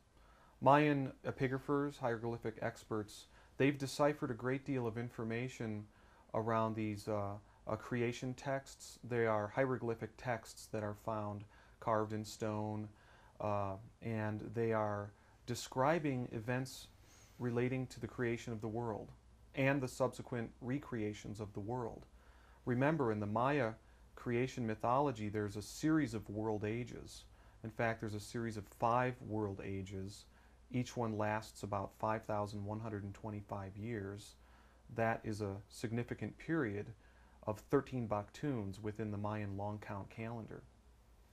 And the 2012 date is the ending of one of these 13 Baktun periods. Well, in the world age creation mythology, there are a total of 5. So 5 of these total one complete 26,000 year precessional period. Now the texts, the black hole in Maya creation text that we find, basically they decipher the hieroglyphs, and there's one significant hieroglyph that translates into English as black hole. And it might have reference to the dark rift in the Milky Way, which I previously mentioned was mythologized as a cosmic birth canal or portal in the sky. But it actually might have reference to a deeper mystery around the actual singularity of the black hole. And in these texts, creation happens at the black hole. So that's an interesting facet of all this. Now, to the extent that creation also happens in 2012, to the extent that the world, a new world age dawns, there's a new world age beginning. There's a recreation of the world, or a renewal of the world. To the extent that that happens in 2012, it seems to be very, very closely and intimately tied in with the time when our sun on the solstice lines up with the center of the galaxy. And I think I should maybe illustrate that with a couple of slides so that viewers can really get an understanding of what that means. Izapa is a small ritual site in southern Mexico. It is on the border with Guatemala. Its heyday was experienced in the first century BC, and the first long count monuments carved in stone are found in the context of Izapa's heyday in the first century BC. The first long count monument is dated to 37 BC. Now, at Izapa there are 60 carved monuments, many of which depict episodes from Maya creation mythology. And it's also depicting astronomy. Here, in this monument from Izapa, it's Stela 25, we actually have illustrated an episode from the Maya creation mythology. In the lower right, we have one of the hero twins, one Hunahpu. His arm is torn off, and it's being held by the bird in the tree above. The bird in the tree above is Seven Macaw, a significant player in the Maya creation mythology. Seven Macaw is the Big Dipper constellation, and the Big Dipper constellation circles the pole star. So it's the constellation of the north, and it refers to the polar center. Now this alligator on the left is the Milky Way, and it circles around the sky, and its head is at the bottom. The head of the alligator is referential to the galactic center. The Milky Way was mythologized in a couple of different ways. It could have been seen as the Great Mother. It could have been seen as the road in the sky or the river. It was also seen as a snake or an alligator. And scholars recognize that the alligator at Izapa is the Milky Way, and its head is equivalent to the nuclear bulge where the galactic center is located. So what we have depicted in this one monument from Izapa, dated to about the 1st century BC, is this dialectical cosmology of the relationship between the polar center and the galactic center. Now, the galactic center is significant because here we have the Milky Way arching overhead, and we can see the nuclear bulge of the Milky Way. Our Milky Way is saucer-shaped, so there is this bright and wide area of the Milky Way that is between the constellations Sagittarius and Scorpio. What we have depicted here is the sun on the solstice is lining up with the galactic center. And this is something that's been converging over a period of thousands and thousands of years. The ancient Maya at Izapa, some 2,000 years ago, noticed that there was a convergence going on in the sky. It was a convergence between the December solstice sun, which they mythologized as their first father deity, and the galactic center, which was representative of their cosmic mother deity. So what we have going on in 2012 is this rare astronomical alignment, which can be thought about mythologically as the union of cosmic mother and cosmic father. So this connects with the whole complex of cosmological understandings that we find, like, say, in Hinduism, where it's the union of Shiva and Shakti, you know, the union of cosmic mother and cosmic father.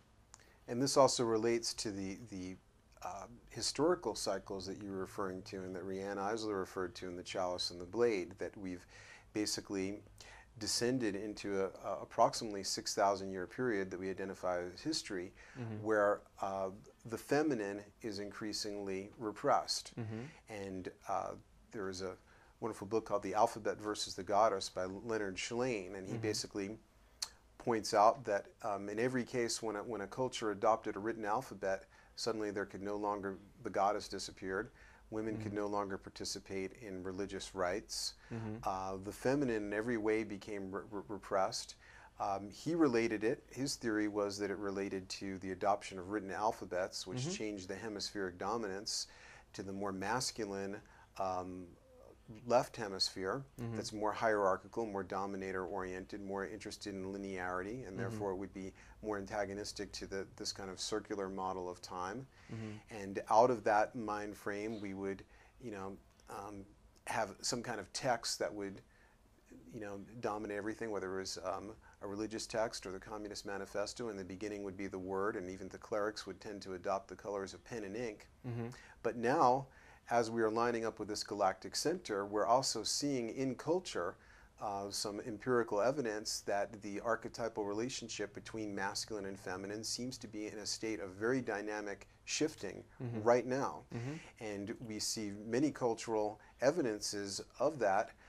The fact that we are now moving from a print-based technology toward a more visual-based technology with computers and video screens and so forth, and we're seeing tremendous changes in kids that our education system isn't catching up with, as they're becoming more visually based, and now we're creating acronyms like ADD and ADHD when it may be an artifact of our trying to teach them with printed workbooks when they've already moved on to a more visual modality. And one of the things that Leonard Schlein points out is that the whole modern growth of the rights of women has corresponded with the growth of television. And despite how unfortunate much of the content of video games and television, and how anti-feminine the content might be, as Marshall McLuhan's famous maxim, the medium is the message. So we're seeing the shift in hemispheres, the shift from a print-based way of seeing things that has a more masculine and linear view of things to a more visual a way, and this has been a theme throughout the 20th century, where we've gone from representational art to Salvador Dali to I just saw a movie where there were so many surreal dissolves just in the credits that a person from an earlier era would have no way of following it. In fact, when they first came out with silent films and they had the first zoom lens and they zoomed in on someone, people in the audience gasped because they thought the person's face was getting larger. And now there's a kind of visual sophistication that we just take for granted, but that represents a profound shift in consciousness. And this may explain something that I've noticed even just riding the subways in New York when I go back and visit, having grown up there, that people seem a lot kinder. And this happened before September 11th. And the same kind of inner city kids that I taught in the 80s now seem a lot more androgynous and softer and politer. And violence rates among adolescents in our culture have dropped 78%. We often don't hear about this because the reportage of violent crime has gone up 600%. So we may be seeing a move toward the feminine in culture, and some of the milestones are things like the popular novel The Da Vinci Code, where information that is now entering the popular culture about how Christianity may have excised Mary Magdalene's role in Christianity and so forth. So we're seeing some cultural markers of the feminine and the masculine reversing roles. When in the 60s, when there was a great spike of novelty of some sort, we saw that androgyny seemed to come into being, and a change in gender roles, and fashions and gender identifications seemed to blur, and those kind of boundaries seemed to dissolve, and that may be part of this theme happening in culture that corresponds with this astronomical alignment. Yes, but I think the real way to understand it is not one of the pendulum swinging, the ever-swinging pendulum between polar opposites, like between masculine and feminine. I think the way to understand it is, in the words of social historian Rianne Eisler, she degenderized the entire discussion by saying it's not matriarchy versus patriarchy. It's really a partnership mode of being compared with a dominator mode of being. Now, the partnership mode does seem to be more closely associated with the earlier mother goddess worshipping substrate, and that type of consciousness seems to have an ability to accept its relationship to the matrix environment in which it's embedded. Now, we might see that manifesting in a positive way, in the sense that the guy or the person on the subway is just nicer to people. He's more accepting of how he, as an individual autonomous being, is embedded in and related to the larger matrix of reality of his environment. So the polarity is not between masculine and feminine, it's more between the individualized style of culture, which we might say is the dominator style. It celebrates individualism and so on. The relationship between that and the more mother goddess worshipping style, which is the matrix. It's the background matrix. Okay. So it's really the relationship between the unmanifest, divine, eternal, universal backdrop of being, the essence, and the mortal, incarnate, manifest being as it exists in the field of time.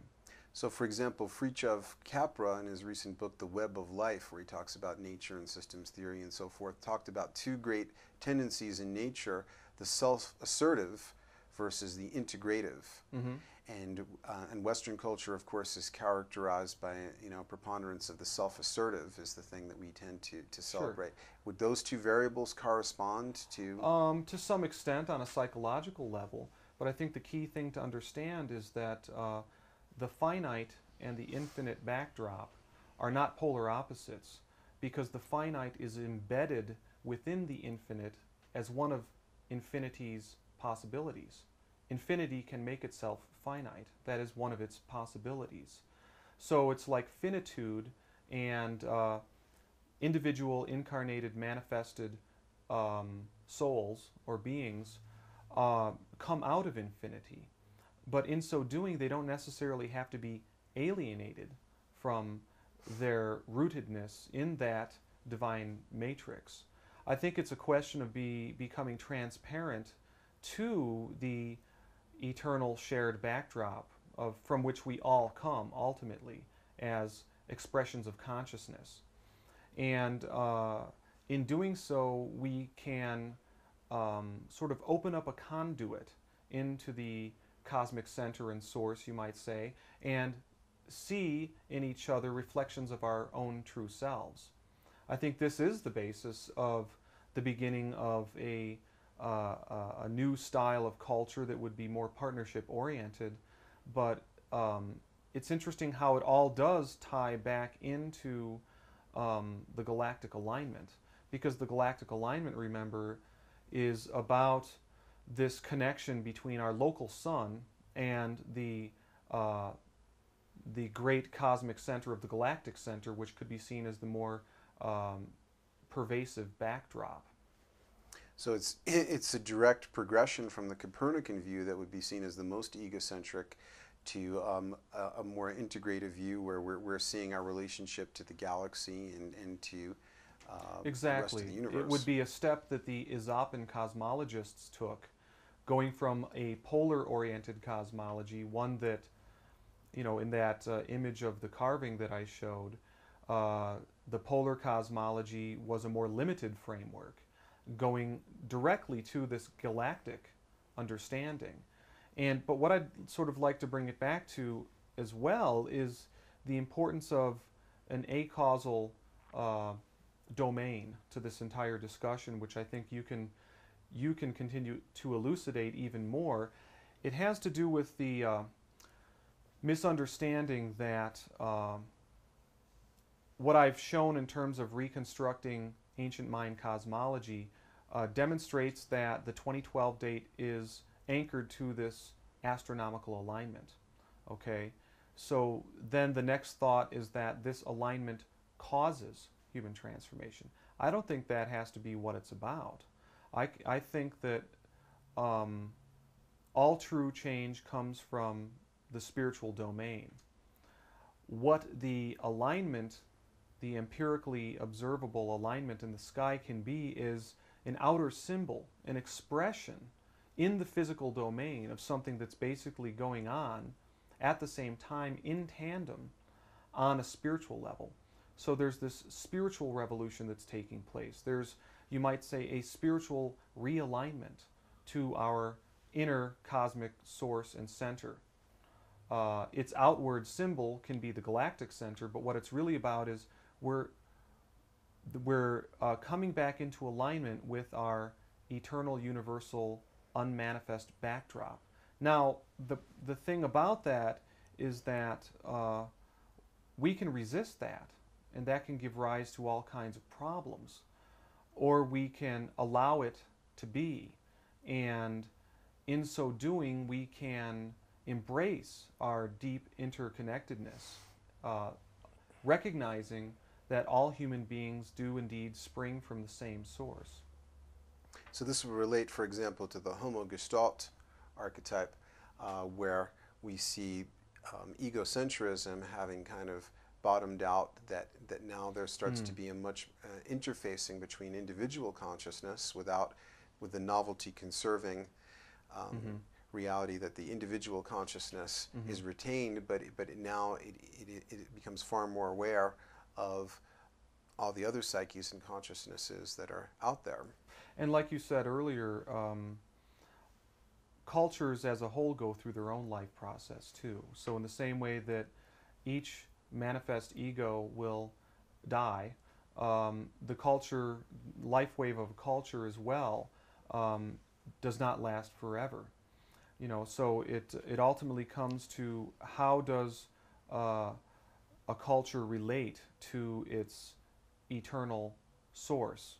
And I think that sort of one of the free will things about this is that we can be torn apart and dissolved back into the background matrix in a way that's not really going to preserve consciousness.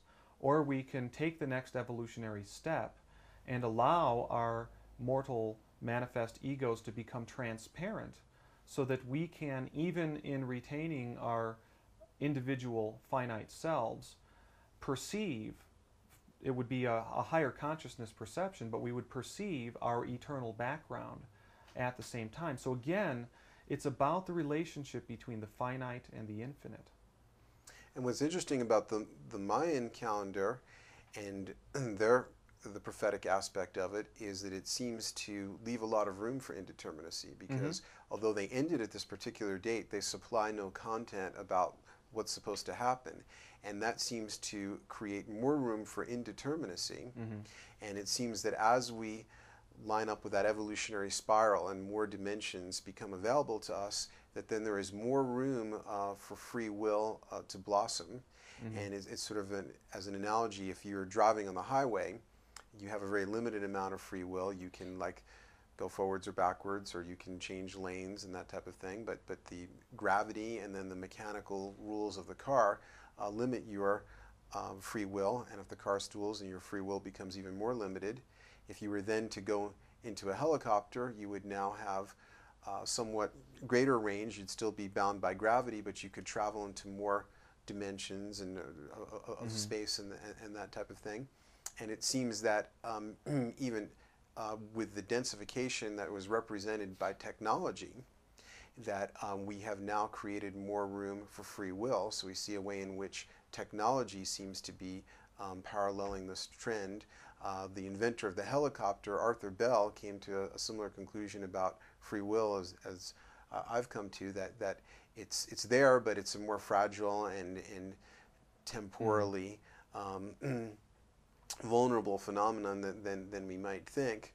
But our technology itself seems to be allowing for more and more free will. The limited choices that you might have with a locomotive riding on its linear track, now we have the computer, where by accessing the internet, anything that happens to be ascendant in my psyche, I can, through Google or something, I can have the computer then parallel that and in a very non-linear way explore all kinds of different things. And as we've seen magic and the more spiritual practices, and this is something that Tolkien wrote a lot about, descend into the use of external means.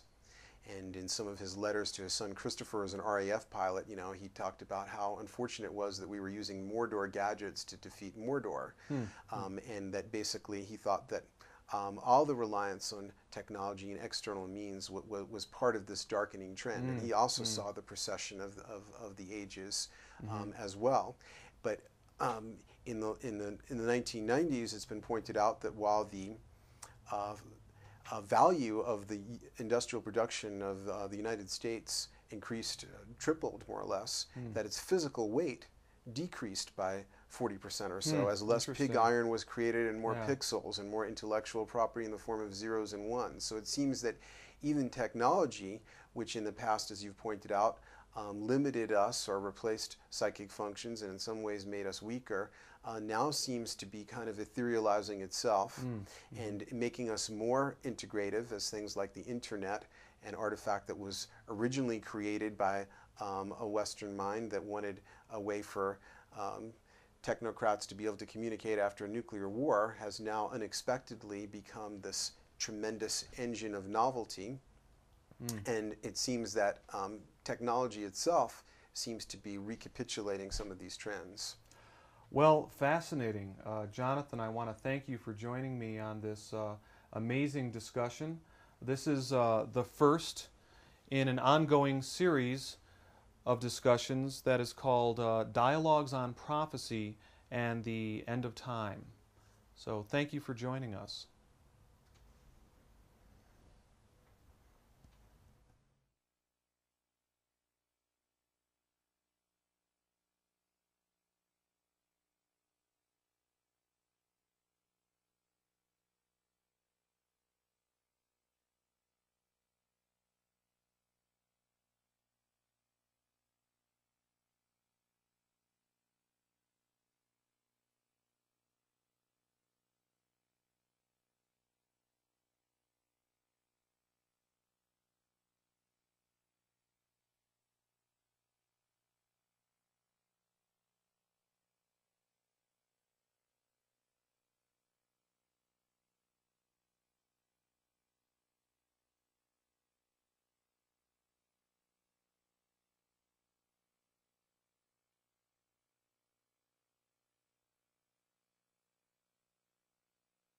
And so with the prophecy thing, now this is not true of every prophecy, but one thing that many prophets will have in common is that they will tend to talk about some extremely dramatic event, often the end of time or the end of world, and they will almost always conveniently find that that's going to happen within their expected lifespan.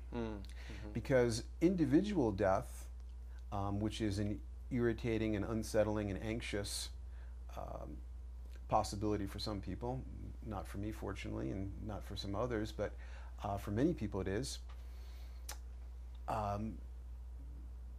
especially because the ego is wrapped up in the social matrix. So the thought that, like, I'll be gone and all this will be going on without me, well, that doesn't seem very fair. You know, people can talk about me and I won't be there to defend myself.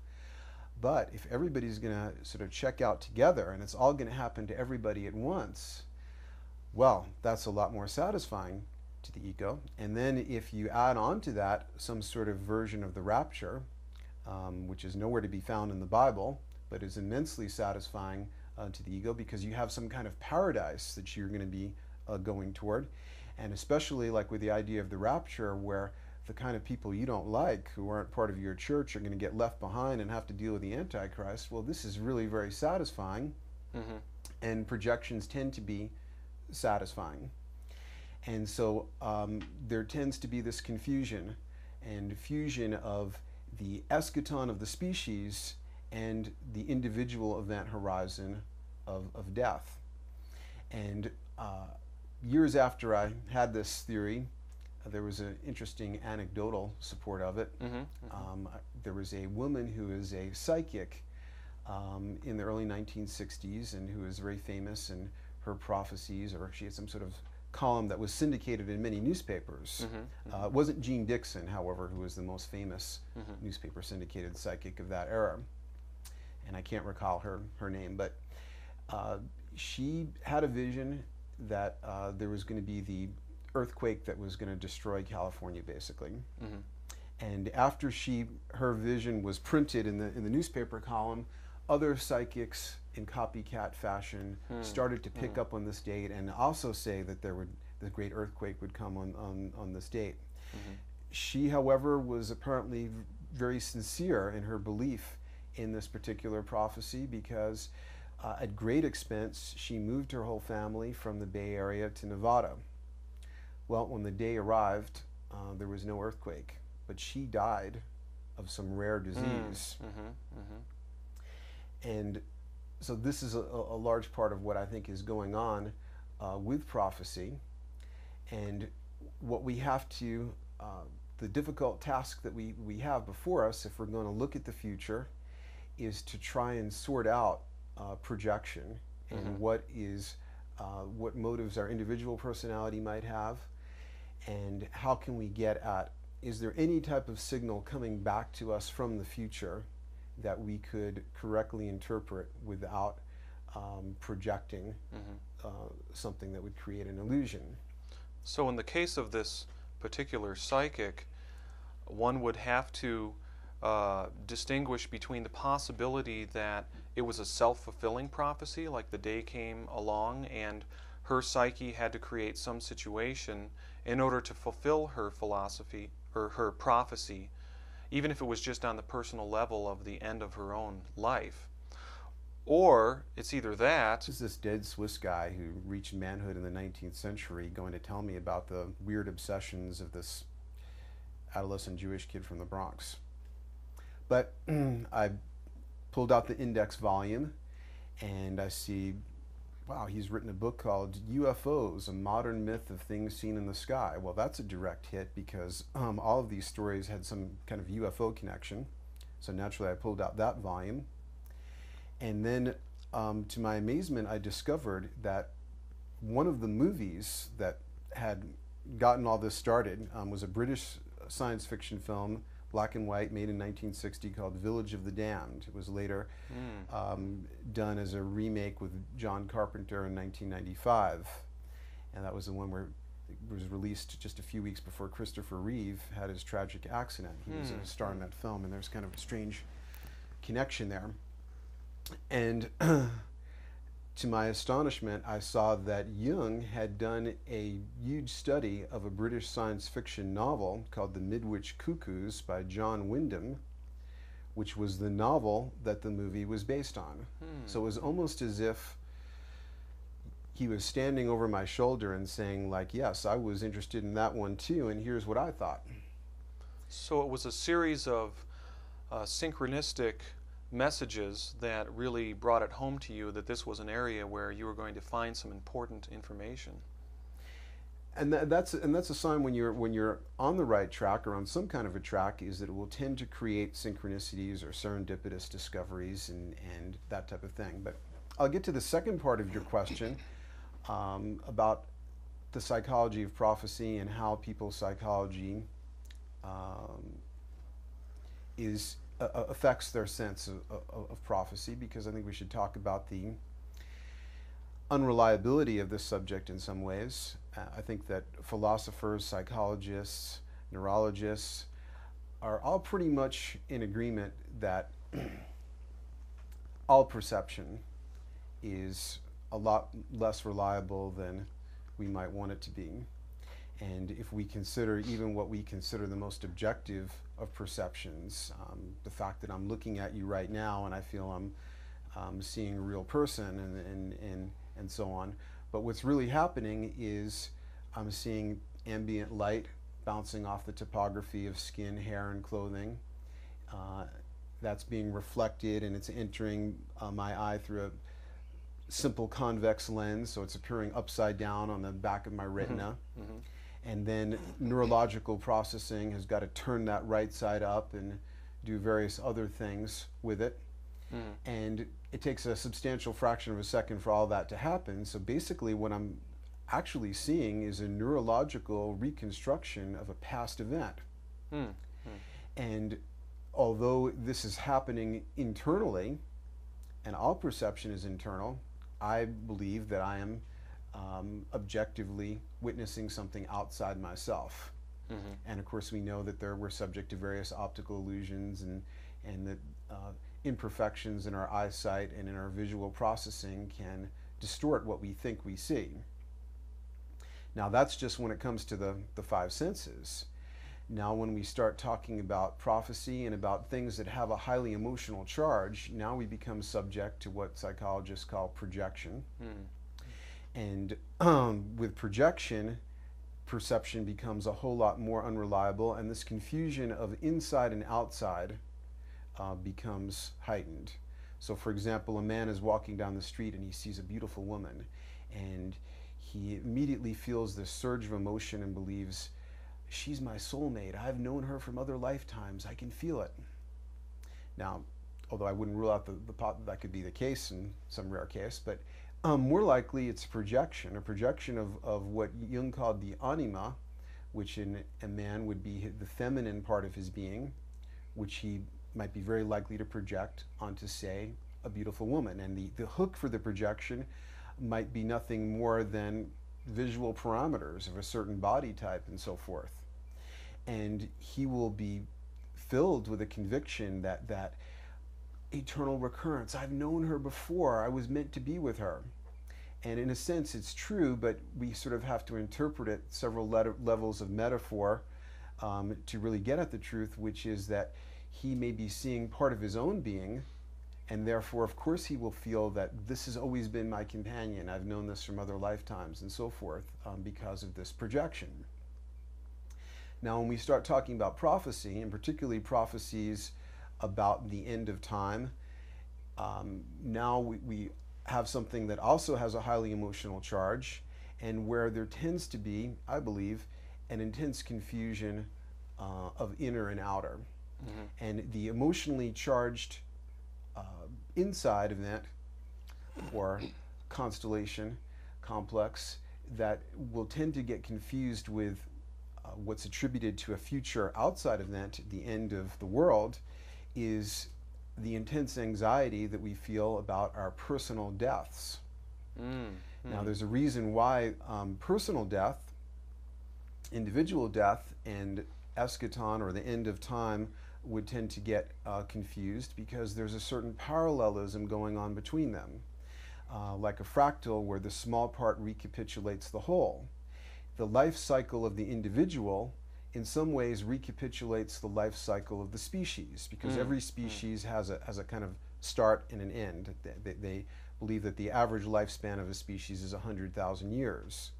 And we also see, like in the famous biological maxim, ontogeny recapitulates phylogeny. We see in the development of a fetus that it'll kind of go through the life cycle of the development of life on the planet. It'll start as a kind of one-celled being, and then it turns into something that's more of an amphibian, and it'll go through these different forms. So the individual perception of death, which is unpleasant and irritating to many people, we would like to attribute that to something outside, because anything that we don't own or integrate about ourselves, we will tend to project onto the outside world. If there are inferior qualities in me that I don't like but don't want to face, then I'll tend toward shadow projection. There'll be somebody else at my workplace or social environment who's probably close to me in age and probably the same gender, who will intensely irritate me, and this is called shadow projection. Much like the Nazis may have experienced toward the Jews, where Hitler had an ambition to have a 1,000-year Reich, and he felt that the Jews were trying to dominate the world, and so forth. And so when we look out at the world, and particularly when we look out at it with the idea that we're having prophecies about the future, we are always looking through a glass darkly. And what we see is often a distorted reflection of ourselves and of our own psychic structure.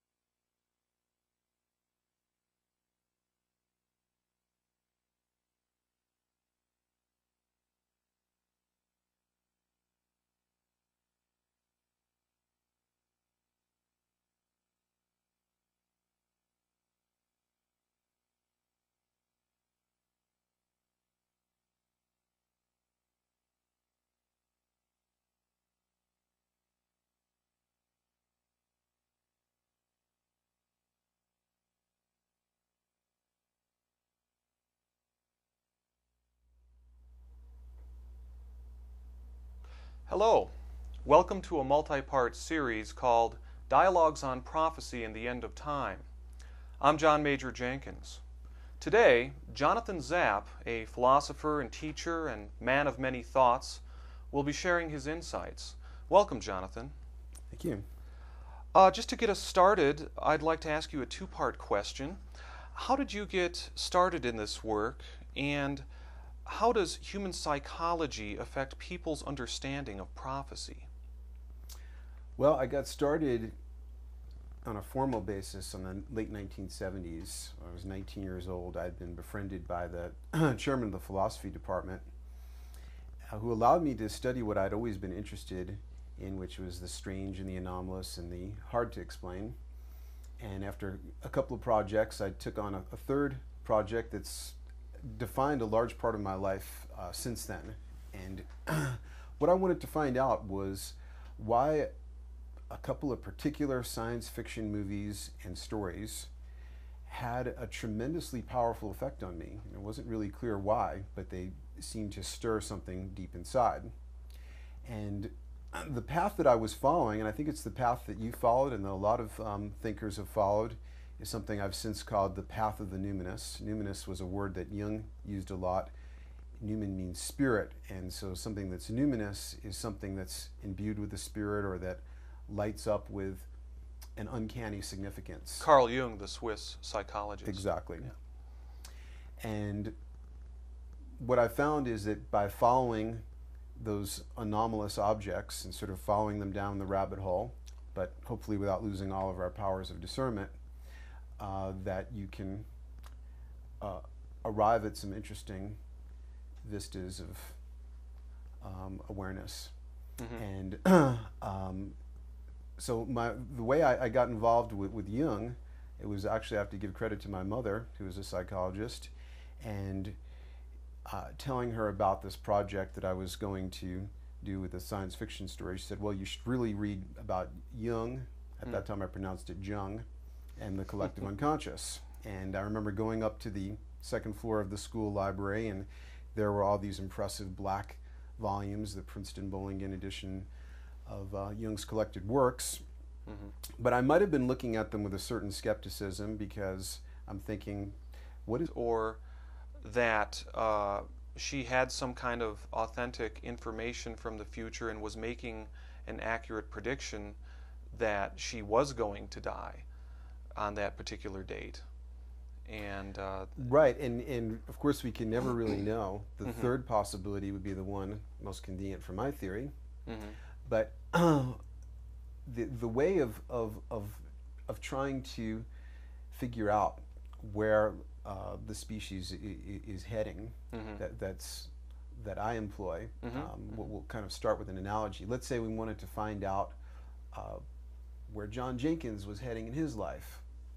Now, if we were to approach from the point of view of reductive science and the fact that we have biometrics available to us, then we could hook you up to all kinds of sensors and find out on a moment-by-moment basis how your liver enzymes were fluctuating and your heart rate and so forth. But it would, unless you had some acute medical condition, it probably wouldn't really tell us where your life is heading.